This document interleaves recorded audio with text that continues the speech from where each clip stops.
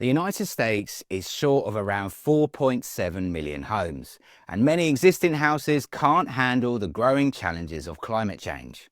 A startup called Reframe Systems, based in Andover, Massachusetts, believes robots could help fix that. Founded in 2022 by Vikas Enti and Aaron Small, Reframe Systems is taking lessons from Amazon's warehouse robots and applying them to construction. Enti helped deploy more than 500,000 robots at Amazon before deciding to focus on reducing carbon emissions. He saw that building better homes could make a real impact. Construction is one of the hardest industries to automate. Every house needs around 25 different subcontractors, each working independently. This fragmentation makes the process slow, expensive, and difficult to innovate. As Enti puts it, automating a bad process is one of the worst things you can do.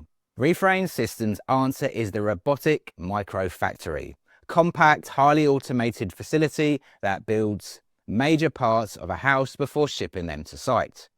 This approach removes much of the chaos that happens during traditional on-site construction. The company aims to automate 60 to 80% of the building process. Inside these microfactories, standard industrial robot arms assemble walls, ceilings, and insulation. Their secret is a custom software that connects design files directly to the robots, allowing the machines to adapt quickly to new layouts. Reframe Systems isn't just thinking how we build homes, it's rethinking how we build the future.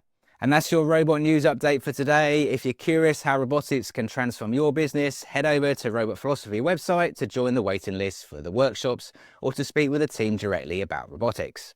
Don't forget to subscribe to stay in the loop with the latest updates. I'm RoboPhil from Robot Philosophy. Thanks for watching, and I'll see you next time.